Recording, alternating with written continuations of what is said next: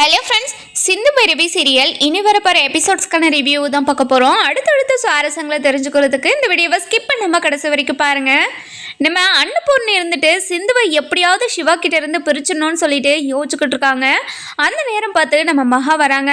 வந்த உடனே இங்கே பாருங்கக்கா, உங்ககிட்ட கொஞ்சம் பேசலாமா அப்படின்னு சொல்லி கேட்கவும், என்ன மகா என்ன ஆச்சு அப்படின்னு சொல்லி அன்னபூர்ணி கேட்குறாங்க. அதுக்கப்புறம் மகா இருந்துட்டு, இங்கே பாருங்கக்கா, அந்த சிந்து சிவாவோட மனசை மாற்றுறதுக்காக என்னென்னமோ பண்ணிக்கிட்டு இருக்கா. எனக்கு ரொம்ப பயமாக இருக்குது.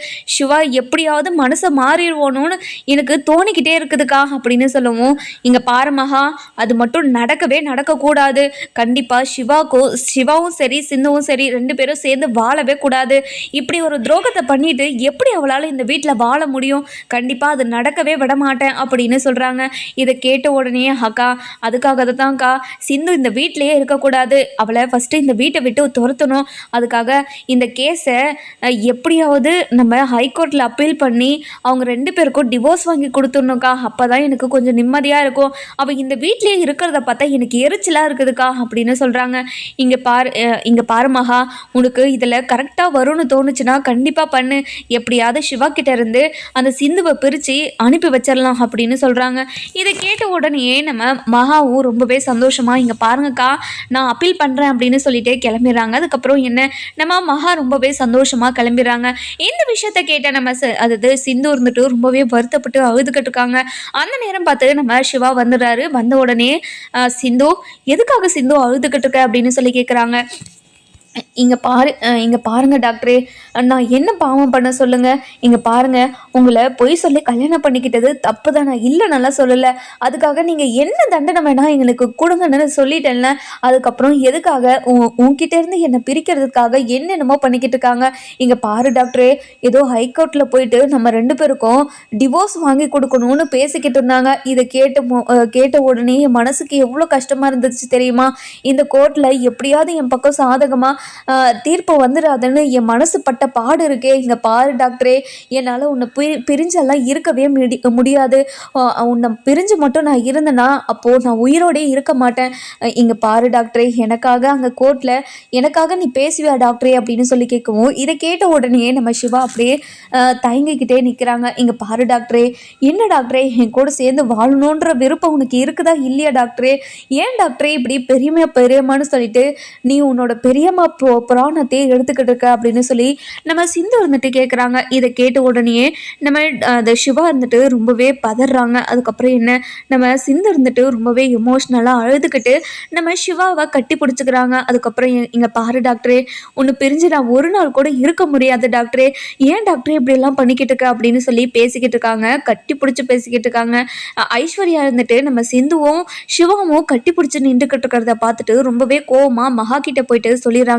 மா இப்படிதாம்மா அப்படின்னு சொல்லிட்டு அப்படியே ஒரு மாதிரி ஏதோ நடந்த மாதிரியே சொல்றாங்க. இதை கேட்டுட்டு மகாவும் ரொம்பவே கோவமா எழுந்து போய் என்னன்னு பாக்குறாங்க. பார்த்த உடனே, என்னடி இந்த வேலை பண்ணிட்டு இருக்கியா? இங்க பாரு, உன்னை நான் சும்மாவே விட மாட்டேன்டி. ஐஸ்வர்யா போய் அன்னபூர்ணி பெரியம்மாவை கூட்டிட்டு வாப்போ அப்படின்னு சொல்லிட்டு நம்ம ஐஸ்வர்யா அனுப்பி வச்சுட்டு அதுக்கப்புறம் நம்ம சிவா கிட்ட வராங்க. வந்த உடனே நம்ம சிந்துவை அப்படியே கையை பிடிச்சி அப்படியே ஒரு மாதிரி இழுத்துட்டு, இங்க பாருடி, யாரடி கட்டி பிடிச்சி நின்றுக்கிட்டு இருக்க? இங்க பாருடி, என் பையன் கூட பேசுறதுக்கே உனக்கு தகுதி இல்லைன்னு சொல்லிக்கிட்டு இருக்க. என் பையன் கூட சேர்ந்து நீ பேசவே கூடாதுன்னு சொல்லிக்கிட்டு இருக்க. அப்படி இருக்கும்போது எதுக்காகடி என் பையனை கட்டி பிடிச்ச அப்படின்னு சொல்லிட்டு ஒரே அப்படி பல்லான்னு கொடுக்குறாங்க. இதை பார்த்த சிவாக்கு பயங்கரமாக ஷாக் ஆகிடுது.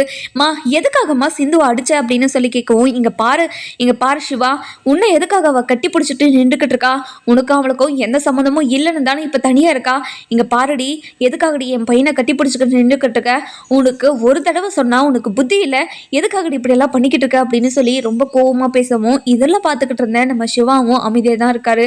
அதுக்கப்புறம் கண்டபடி பேசிக்கிட்டே இருக்காங்க நம்ம மகா. இதெல்லாம் கேட்டுட்டு நம்ம சிந்து பயங்கரமாக அழுக ஆரம்பிச்சிடறாங்க. அழுதுகிட்டே இருக்காங்க. இன்னொரு பக்கம் பார்த்தீங்கன்னா, ஐஸ்வர்யா நடந்த விஷயத்தெல்லாம் அன்னபூர்ணி கிட்ட சொல்லி அன்னபூர்ணியை கூட்டிட்டு வந்திருக்காங்க. அன்னபூர்ணியும் ரொம்பவே கோவமா வந்த உடனே சிந்துவை ஒரே அடி பல்லார்னு நம்ம மகா அடிச்ச இடத்துலயே அடிச்சிடுறாங்க. அதுக்கப்புறம் நம்ம சிந்து இருந்துட்டு மயக்க போட்டு அங்கேயே கீழே விழுந்துடுறாங்க. என்ன ஆச்சு உங்களுக்கு ரெண்டு பேருக்கும்? எதுக்காக மாத்தி மாத்தி சிந்துவை அடிச்சுக்கிட்டே இருக்கீங்க? அவ என்ன தப்பு பண்ணிட்டா? ஏதோ ஒரு பொய் சொல்லி கல்யாணம் பண்ணிட்டா அதுக்காக இப்படியெல்லாம் பண்ணுவீங்களா நீங்கள்? உங்களுக்கு மனசாட்சிறது ஒன்று இல்லவே இல்லையா? இப்போ பாரு சிந்து மயக்கம் போட்டு விழுந்துட்டா. சிந்து சிந்து என்னாச்சு சிந்து அப்படின்னு சொல்லிட்டு ரொம்பவே பதறி போயிட்டு நம்ம சிந்துவை ரொம்பவே பதறி போயிட்டு எழுப்பிக்கிட்டே இருக்காங்க. அதுக்கப்புறம் நம்ம ஐஸ்வர்யா கிட்ட ஐஸ்வர்யா போய் தண்ணி கொண்டு வா அப்படின்னு சொல்கிறாங்க. ஆனால் நம்ம ஐஸ்வர்யா அப்படியே நின்றுக்கிட்டு இருக்காங்க. அதுக்கப்புறம் என்ன நம்ம சிவாவை எழுந்து போய் தண்ணியை பரப்பரன்னு கொண்டு வந்து நம்ம சிந்துவோட முகத்தில் தெளிச்சு விடுறாங்க. சிந்து என்னாச்சு சிந்து, எழுந்திரு சிந்து அப்படின்னு சொல்லிட்டு சிந்துவை எழுப்பி விட்டுறாங்க. அதுக்கப்புறம் தான் நம்ம சிந்துவை அப்படியே எழுந்து ஒரு மாதிரி மயக்கமாக உட்காடுறாங்க. இங்கே பாரு டாக்டரே, என்னால் முடியல, எனக்கு ஒரு மாதிரி தலை சுற்றிக்கிட்டே இருக்குது டாக்டரே அப்படின்னு சொல்கிறாங்க. இதை கேட்ட உடனே இங்கே பாருங்க என்ன நினச்சிக்கிட்டு இருக்கீங்க ரெண்டு பேரும் வந்து கன்னத்தில் மாற்றி மாற்றி அடிச்சுக்கிட்டே இருக்கீங்க. உங்களுக்கு என்ன இவளை பார்த்தா அடிமை மாதிரி தெரியுதா அப்படின்னு ரொம்பவே கோபமாக சொல்லவும் இதெல்லாம் கேட்டுக்கிட்டு இருந்தேன் நம்ம மகா இருந்துட்டு, என்ன சிவா என்ன இவளுக்கு சப்போர்ட் பண்ணி போய் எங்கள் ரெண்டு பேருமே நீ எதிர்த்து பேசுறியா அப்படின்னு சொல்லி கேட்கவும், இங்கே பாருங்கம்மா யாராக இருந்தாலையும் நான் இதை தான் கேட்டிருப்பேன். இங்கே பாருங்க நீங்கள் அடித்தது ரொம்ப பெரிய தப்பு. பேசுறதா இருந்தால் வாயில் பேசுங்க, வாயில் பேசுறத விட்டுட்டு நீங்கள் பாட்டுக்கு கையை நீட்டுறீங்க. இங்கே பாருங்க பெரியம்மா, நீங்கள் கூட இப்படி பண்ணுவீங்கன்னு நினச்சி கூட பார்க்கல. இப்போ பாருங்க அவளுக்கு ஏதாச்சும் ஒன்று ஆயிருந்தா நம்ம என்ன பண்ணுறது சொல்லுங்க? ரெண்டு பேரும் மாற்றி மாற்றி இப்படி அடிச்சுக்கிட்டே இருந்தா அவளோட ஹெல்த் கண்டிஷன் என்னத்துக்கு ஆகிறது அப்படின்னு சொல்லிட்டு திட்டவும், இங்கே பாரு சிவா, நான் இவளுக்கு லாஸ்ட்டாக சொல்கிறேன், உன்னோட பேச்சுக்கோ இல்லை உன் கூட பேசுகிறதோ இல்லை உன்கிட்ட ஏதாவது தப்பாக நடந்துக்கிட்டு இருக்கிறதோ ஏதாவது இவ வச்சுக்கிட்டா இவளை நான் உசுரோட விட மாட்டேன். இங்கே பாருடி, இனிமேல் என் பையன் கூட ஏதாச்சும் பேசுகிற வேலையை பார்த்தேன் அவ்வளோதான், அந்த இடத்துலயே உன்னை சமாதி பண்ணிட்டு தெரிஞ்சுக்கோ அப்படின்னு சொல்கிறாங்க. இதை கேட்ட உடனே நம்ம சிந்து இருந்துட்டு ரொம்பவே வருத்தப்பட்டு அழுதுகிட்டே இருக்காங்க. இங்கே பாருங்க, நான் தப்பு பண்ணிட்டேன்னா நான் இல்லைனால சொல்லலை, ஏதோ ஒரு பொய் சொல்லி என்னோட சுயநலத்துக்காக தான் டாக்டரை நான் கல்யாணம் பண்ணிக்கிட்டேன், அதுக்காக என்னை இப்படியெல்லாம் அடித்து குடும்பப்படுத்துவீங்களா? இங்கே பாருங்க நீங்கள் பண்ணுறது ரொம்ப பெரிய தப்பு அப்படின்னு சொல்லிட்டு நம்ம சிந்து சொல்லவும், இதை கேட்டு நம்ம மகா இருந்துட்டு, இங்கே பாருடி, நாங்கள் பண்ணுறது எல்லாமே தப்புன்னு தெரியுதில்ல உனக்கு, எதுக்காக நீங்கள் தப்பு பண்ணுற வீட்டில் இருக்க, முதல்ல இந்த வீட்டை விட்டு போடி அப்படின்னு சொல்கிறாங்க. இங்கே பாருங்க, நீங்கள் என்ன தான் பண்ணாலையும் என்ன நீங்கள் முயற்சி பண்ணாலையும் என்னால் இந்த வீட்டை விட்டு ஒரு அடி கூட நகரவே முடியாது. நீங்கள் என்ன தான் கொடுமை பண்ணுறீங்கன்னு பார்த்துடலாம். கண்டிப்பாக அன்னபூர்ணியாத்தையோட மனசை மாற்றி நான் எப்படியாவது டாக்டர் கூட சேர்ந்து 10 பிள்ளைய பெற்றுப்பேன் அப்படின்னு சொல்லிடுறாங்க. இதை கேட்ட உடனே நம்ம அன்னபூர்ணி இருந்துட்டு, இங்கே பாருடி, இந்த நப்பாசை வேற உனக்கு இருக்குதா, கண்டிப்பாக இது எதுவுமே நடக்காது, இதை நடக்கவும் விட மாட்டேன். இந்த வாழ்க்கையில் கண்டிப்பாக உனக்கு இப்படி ஒரு வாழ்க்கை கிடைக்காதுடி. எப்படியாவது சிவாவையும் உன்னையும் பிரித்து சிவாவுக்கு ஒரு நல்ல வாழ்க்கையை அமைச்சு கொடுப்பேன்டி நான். எங்க பாரு சிவா, இனிமே இவ கூட பேசுகிற வேலையெல்லாம் வேண்டாம், முதல்ல வா சிவா அப்படின்னு சொல்லிட்டு கையை பிடிச்சி அன்னபூர்ணி நம்ம சிவாவை கூட்டிட்டு போயிடுறாங்க. அதுக்கப்புறம் என்ன நம்ம மகா இருந்துட்டு, இங்க பாருடி, இன்னும் 2 நாள் தாண்டி அதாவது உங்கள் 2 பேரும் கேஸையும் ஹைகோர்ட்டில் அப்பீல் பண்ணியிருக்கேன். அப்பீல் பண்ணிட்டு அவங்க 2 பேரையுமே எப்படியாவது பிரித்து என்னோட பையனுக்கு ஸ்னேகாவை கல்யாணம் பண்ணி வைப்பண்டி, இது நடக்க தாண்டி போகுது அப்படின்னு சொல்லிடுறாங்க. இதை கேட்ட உடனே நம்ம சிந்து இருந்துட்டு, இங்கே பாருங்கள், நீங்கள் எவ்வளோதான் நீங்கள் பண்ணாலையும் செஞ்சாலையும் கண்டிப்பாக கடைசியில் ஜெயிக்க போகிறது நானாக மட்டும்தான் இருப்பேன். கடவுளே என்னோட பக்கம் இருக்காரு. அப்படி இருக்கும்போது என்னை யாருமே டாக்டர்கிட்ட இருந்து என்னை பிரிக்கவே முடியாது. நீங்கள் என்னதான் குட்டிக்காரனை போட்டாலையும் இது நடக்கவே நடக்காது அப்படின்னு சொல்லிடுறாங்க. இதை கேட்ட உடனே நம்ம மகா இருந்துட்டு ரொம்பவே கோவமா, இங்க பாருடி, இந்த மாதிரி திமிரா பேசுற வேலையெல்லாம் என்கிட்ட வச்சுக்காதடி. இங்க பாருங்க, நான் திமிரெல்லாம் பேசல, உண்மையாதான் பேசுறேன். இனிமே நீங்க என்னையும் டாக்டரையும் பிரிக்கவே முடியாது அப்படின்னு சொல்லிடுறாங்க.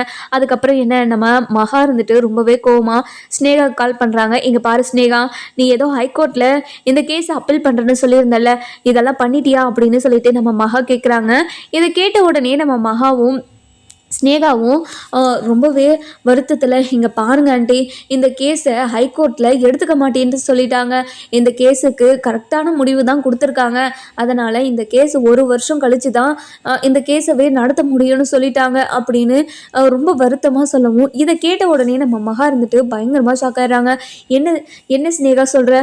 அப்போ 1 வருஷம் இவ இந்த வீட்டில் தான் இருப்பாளா? என்னால் இவ மூச்சை பார்த்துக்கிட்டு இருக்கவே முடியல. ஏதாவது ஒரு கோர்ட்டு செட்டப் பண்ணி நம்ம இவளை ஏமாற்றி அதாவது கோர்ட்டில் தான் இப்படி ஒரு தீர்ப்பு கொடுத்துட்டாங்கன்னு இவளை நம்ப வச்சிடலாமா அப்படின்னு சொல்லி கேட்குறாங்க. இங்கே பாருங்க ஆண்டி, இந்த விஷயம் வெளியே மட்டும் தெரிஞ்சிச்சுன்னா கண்டிப்பாக பெரிய பிரச்சனையாகும். அது மட்டும் இல்லாமல் சிந்துக்காக வாதாட வந்த வக்கீல் ரொம்ப பெரிய வக்கீல், அவங்களுக்கு தெரிஞ்சிச்சுன்னா நம்மளுக்கு ஜெயில் தண்டனையை வாங்கி கொடுத்துருவாங்க. இதெல்லாம் வேண்டாம் ஆண்டி அப்படின்னு சொல்லிடுறாங்க. இங்கே பாருங்க ஆண்டி, அந்த அந்த சிந்து சிவா கூட நெருங்காமல் பார்த்துக்கோங்க ஆண்டி. நீங்கள் தான் இந்த ஒரு வருஷத்துக்கு சிவாவை கண்காணிச்சுக்கிட்டே இருக்கணும் அப்படின்னு சொல்கிறாங்க. இங்கே பாரு ஸ்னேகா, நீ கவலையே படாத. கண்டிப்பாக அவங்க 2 பேரையும் நான் ஒன்று சேர்த்து வச்சு இது விடவே மாட்டேன். அவங்கள பிரிக்கிறது தான் என்னோட வேலையே. இன்னும் ஒரே ஒரு வாரத்தில் அவள் இந்த வீட்டை விட்டு துண்டை காணும் துணியை காணும்னு ஓட தான் போகிறா. நான் கொடுக்குற டார்ச்சர்லேயும் நான் பண்ணி வச்சிருக்க வேலையிலையும் அவள் கொடுமையை அனுபவிச்சு இந்த வாழ்க்கையே எனக்கு தேவையில்லைன்னு ஓட போகிறா அப்படின்னு சொல்கிறாங்க. இதை கேட்ட உடனே ஸ்னேகாவும் ரொம்பவே சந்தோஷமா, ஆண்டி நீங்கள் சொன்ன மாதிரி நடந்தால் எனக்கு ரொம்ப சந்தோஷம் ஆண்டி. எப்படியாவது நீங்கள் தான் சிவா கூட என்னை சேர்த்து வைக்கணும் ஆண்டி. உங்கள் மேலே தான் நான் நிறைய நம்பிக்கை வச்சிருக்கேன். நீங்கள் எப்படியாவது என்னை சிவா கூட சேர்த்து வச்சிருவீங்கன்னு எனக்கு நம்பிக்கை இருக்குது அப்படின்னு சொல்கிறாங்க. இதை கேட்ட உடனே நம்ம மகா இருந்துட்டு, இங்கே பாரு ஸ்னேகா, நீ கவலையே படாத. சிவாவையும் சிந்துவையும் பிரித்து வைக்க வேண்டியது என்னோட பொறுப்பு. அவங்கள 2 பேருக்கும் விவாகரத்தை வாங்கி கொடுத்துட்டு உங்கள் 2 பேருக்கும் கல்யாணம் பண்ணி வைக்க வேண்டியது என்னோட பொறுப்பு. நீங்கள் கவலையே படாதீங்க அப்படின்னு சொல்லிட்டு ஆறுதல் சொல்லிக்கிட்டு இருக்காங்க. இன்னொரு பக்கம் பார்த்தீங்கன்னா நம்ம அன்னபூர்ணி இருந்துட்டு நடந்த விஷயத்தையே நினச்சி ரொம்பவே ஃபீல் பண்ணிக்கிட்டு இருக்காங்க. அதுக்கப்புறம் காயத்ரி இருந்துட்டு, மா என்னாச்சுமா, எதுக்காக இப்படி அழுதுகிட்டு இருக்க அப்படின்னு சொல்லி கேட்கவும், இங்க பாரு காயத்ரி, சிவோட வாழ்க்கை இந்த நிலைமைக்கு ஆளாகிறதுக்கு காரணம் நான் காரணமாயிட்டேன்னு நினைச்சாவே எனக்கு ரொம்ப கஷ்டமா இருக்கு காயத்ரி. அவன் எந்த ஒரு தப்புமே பண்ணாம 1 வருஷமா தண்டனையை அனுபவிச்சு நான் சொன்ன ஒரே வார்த்தைக்காக சிந்து கூட சேர்ந்து வாழ்ந்திருக்கான். அவன் எவ்வளோ கஷ்டப்பட்டிருப்பான். ஆனா அந்த கஷ்டத்தை ஒரு நாள் கூட வெளியே காட்டினதே இல்லை என்னோட பையன் அப்படின்னு ரொம்பவே ஃபீல் பண்ணி பேசிக்கிட்டு இருக்காங்க. இதெல்லாம் கேட்ட நம்ம காயத்ரி இருந்துட்டு, இங்க பாருங்கம்மா, சிந்து அண்ணி ரொம்ப நல்லவங்க தான். அவங்கள சிவானன் கூட சேர்த்து வாழ வச்சிருங்கம்மா அப்படின்னு சொல்லிட்டு நம்ம காயத்ரி சொல்லவும், இதை கேட்ட உடனே, இங்க பாரு காயத்ரி, உனக்கு சிந்துவை பத்தி தெரியாது. அவ ரொம்ப கில்லாடி. அவ சுயநலத்துக்காக வேற யாரா இருந்தாலும் அவ என்ன வேணாலும் பண்ணுவா. அவளை யாருமே நம்பவே கூடாது. நீ அவளை நம்பாத, அவ கூட பேசவும் பேசாத அப்படின்னு சொல்லிடுறாங்க. இதை கேட்ட உடனே நம்ம காயத்ரி இருந்துட்டு, இல்லம்மா, சிந்து அது காயத்ரி அக்கா, சிந்து அண்ணி ரொம்ப நல்லவங்க. நீங்கள் ரொம்ப யோசிக்கிறீங்கம்மா. நீங்கள் நல்லா யோசிச்சு பாருங்க. அண்ணனோட வாழ்க்கையில் ஒவ்வொரு விஷயத்துலையும் பிரச்சனை வரும்போது சிந்து அண்ணி தான் பார்த்துக்கிட்டு இருந்தாங்க. அதெல்லாம் நீங்கள் யோசிச்சுனா கண்டிப்பாக சிந்து அண்ணி மேலே உங்களுக்கு கோவமே வராது அப்படின்னு சொல்லிடுறாங்க. இதை கேட்ட உடனே நம்ம அன்னபூர்ணியும் யோசிக்க ஆரம்பிக்கிறாங்க.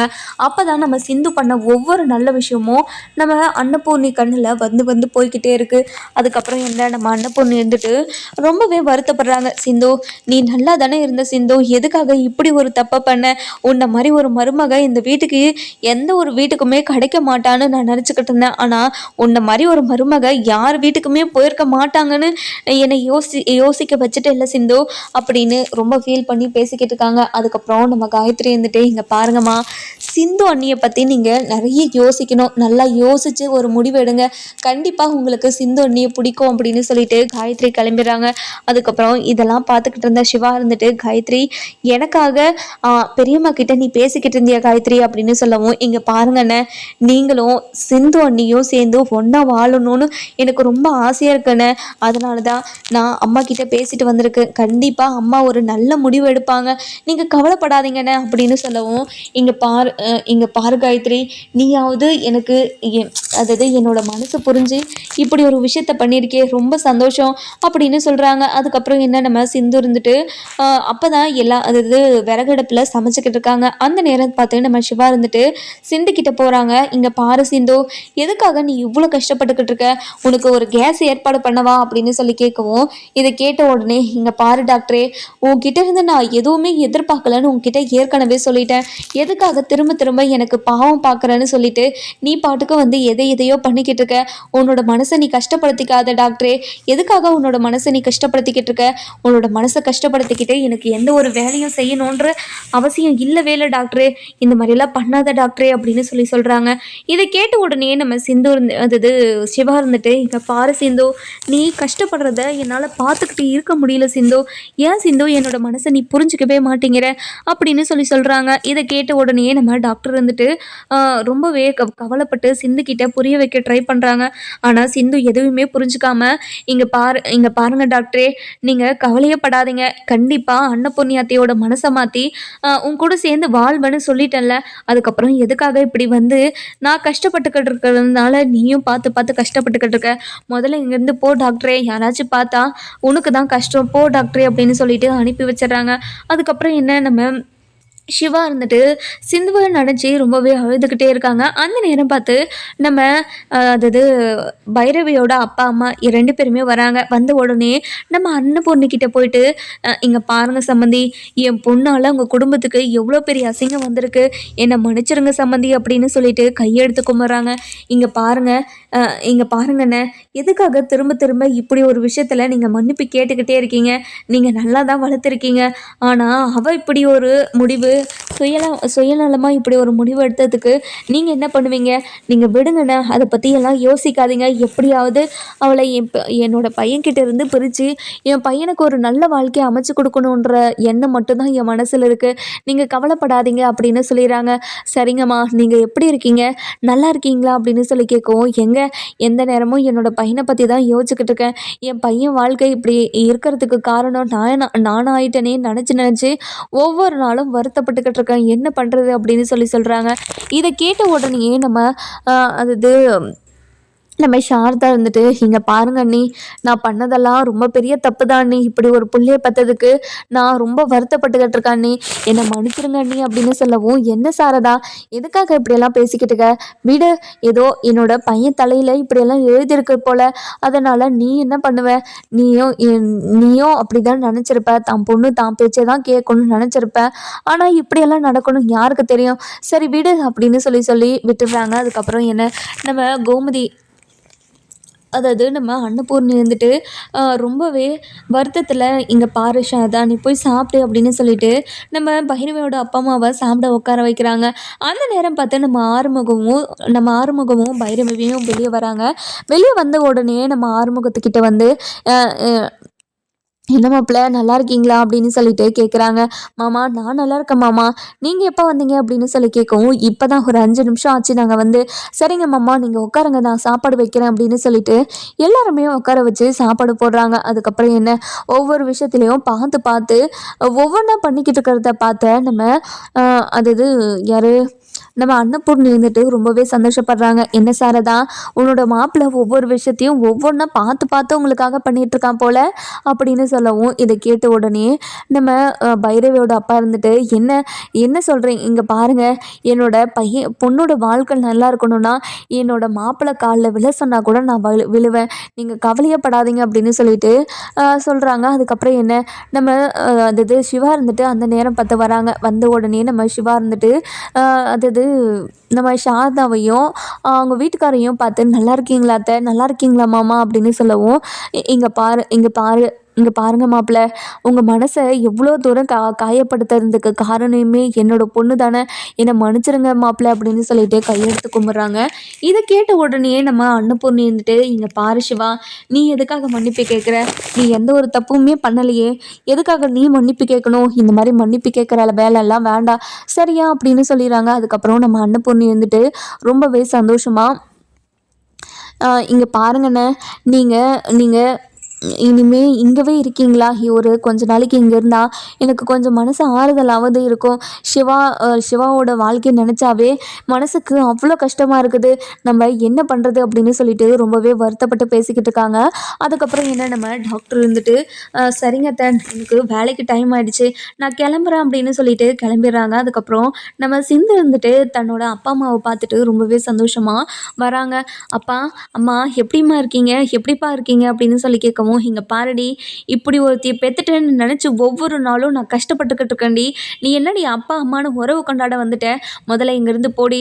உன்னை உன்னை எனக்கு பார்த்தாலே எனக்கு அருவருப்பாக இருக்குது. முதல்ல இங்கேருந்து போடி அப்படின்னு சொல்லிட்டு கோவமாக சொல்லவும், இங்கே பாருமா, நான் என்ன தான் தப்பு பண்ணியிருந்தாலும் நீங்கள் என்னோட அப்பா அம்மா தானம்மா, ஏம்மா என்னை இங்கேருந்து விரட்டுறதுலே இருக்க?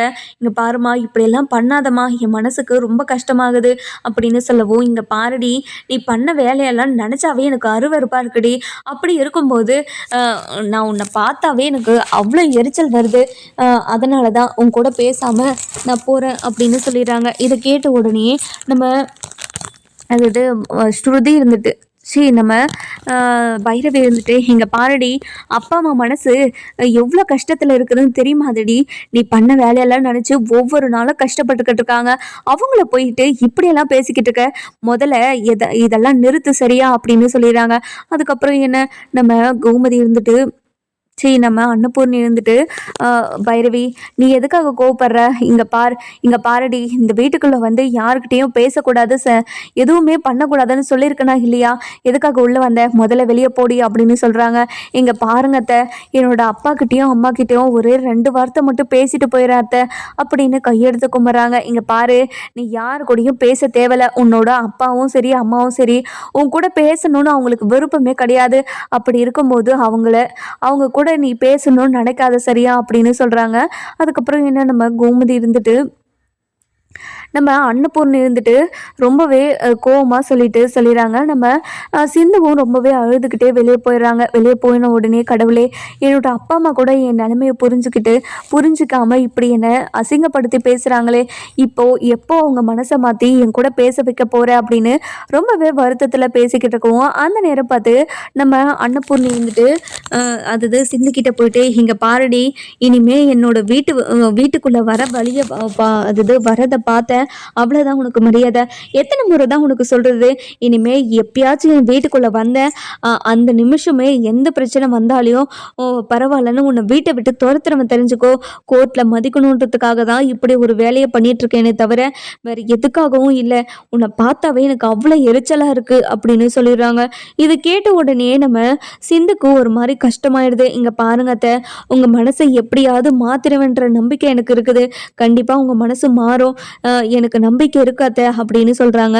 இதை கேட்ட உடனே அன்னபூர்ணி இருந்துட்டு, இங்கே பாருடி, இந்த ஜென்மத்தில் உன்னை எப்பவுமே நான் மன்னிக்கவே மாட்டேன்டி. அப்படி இருக்கும்போது உன்னை எதுக்காகடி நான் கஷ்டப்படுத்த போகிறேன்? நான் யாரையும் எதுக்காகவும் கஷ்டப்படுத்துறதில்ல. முதல்ல நீ இந்த வீட்டை விட்டு போயிட்டேன்னா நாங்கள் நிம்மதியாக இருப்போம் அப்படின்னு சொல்லிடுறாங்க. அதுக்கப்புறம் என்ன, நம்ம அன்னபூர்ணி சொன்னதெல்லாம் நினச்சி மனசு ரொம்பவே வருத்தத்தில் உட்காந்துக்கிட்டு இருக்காங்க. அந்த நேரம் பார்த்து நம்ம சிவா ஆஃபீஸ் முடிச்சுட்டு நேராக நம்ம சிந்துவோட ரூமுக்கு தான் போகிறாங்க. இங்கே பாரு சிந்து, நீ நைட்டும் சாப்பிடல, காலையிலையும் சாப்பிடல, இப்போயும் சாப்பிடல, இப்போ நைட்டு ஆக போகுது, இப்பயும் சாப்பிடலன்னா உன்னோட வயிறு என்னக்கத்துக்கு ஆகிறது? முதல்ல இதில் போடுங்க அப்படின்னு சொல்கிறாங்க. அதுக்கப்புறம் என்ன, நம்ம அன்னபூர்ணி இருந்துட்டு ரொம்பவே சந்தோஷமாக இந்த பக்கம் தன்னோட பையனை நினச்சி ரொம்ப சந்தோஷப்பட்டுக்கிட்டு இருக்காங்க. அதுக்கப்புறம் என்ன, நம்ம பைரவி இருந்துட்டு, அத்தை இங்கே பாருங்க அத்தை, இனிமே அந்த சிந்து இந்த வீட்டுக்குள்ளே வரக்கூடாதுன்னு நீங்கள் ஸ்ட்ரிக்டாக சொல்லிடுங்க அத்தை. இனிமே அவள் நம்ம கலரில் ட்ரெஸ்ஸு போடவே கூடாது, அது மட்டும் இல்லாமல் அவள் இந்த வீட்டுக்குள்ளே இருக்கவே கூடாது அப்படின்னு சொல்லிடுறாங்க. அதுக்கப்புறம் என்ன, நம்ம சிந்து இருந்துட்டு ரொம்பவே கோபமாகவும் ஆத்திரமாகவும் இருக்காங்க. அந்த நேரம் பார்த்து நம்ம சிவா இருந்துட்டு சிந்து ரூமுக்கு போகிறாங்க இல்லையா. சிந்து, என்னாச்சு சிந்து, உட்காந்து அழுதுகிட்டு இருக்க? இங்கே பாரு சிந்து, அவங்க இப்படியெல்லாம் பேசுவாங்கன்னு நான் நினச்சி கூட பார்க்கல சிந்து. எதுக்காக சிந்து இவ்வளோ கஷ்டப்பட்டுக்கிட்டு இருக்க? இந்த மாதிரி கஷ்டப்படுறதை என்னால் பார்க்க முடியல சிந்து, இந்த மாதிரிலாம் கஷ்டப்படாத சிந்து அப்படின்னு சொல்கிறாங்க. இதை கேட்ட உடனே நம்ம சிந்து இருந்துட்டு ரொம்பவே வருத்தப்பட்டு, இங்கே பாருங்க, நான் என்ன பாவம் பண்ணேன்? என் அப்பா அம்மாவே இப்படி பேசுகிறாங்களே, என்னோட அப்பா அம்மாவே என்னை புரிஞ்சுக்க மாட்டாங்க, ஆனால் என்னை சுற்றி இருக்கிறவங்க மட்டும் என்னை எப்படி புரிஞ்சுப்பாங்க? என் அப்பா அம்மா தான் உங்ககிட்ட எல்லாருக்கிட்டையும் சொல்லி புரிய வைக்கணும், ஆனால் அவங்களே என்னை வெறுத்துட்டேன், இனிமேல் உன் மூஞ்சை பார்க்குறதுக்கு கூட விருப்பம் இல்லைன்னு சொன்னால் நான் எங்கெங்கே போவேன்? என்னால் எங்கே போக முடியும்னு அவங்க நினைக்கிறாங்கன்னு எனக்கு ஒன்றும் புரியலங்க அப்படின்னு சொல்கிறாங்க. இங்கே பாருங்கண்ணே, நீங்கள் முதல்ல வீட்டுக்கு போங்க, வீட்டுக்கு போனதுக்கப்புறம் நம்ம எல்லாத்தையும் பேசிக்கலாம் அப்படின்னு சொல்கிறாங்க. அதுக்கப்புறம் என்ன, நம்ம யார் நம்ம அன்னபூர்ணி இருந்துட்டு ரொம்பவே கோவமாக நின்றுக்கிட்டு இருக்காங்க. அந்த நேரம் பார்த்து நம்ம யார் அந்த நேரம் பார்த்து நம்ம சிவா வராங்க. வந்த உடனே நம்ம அன்னபூர்ணிக்கிட்ட, இங்கே பாருங்க பெரியம்மா, இது எதுக்காக இப்படி அந்த மகா புள்ளைய இப்படி கஷ்டப்படுத்திக்கிட்டு இருக்கீங்க?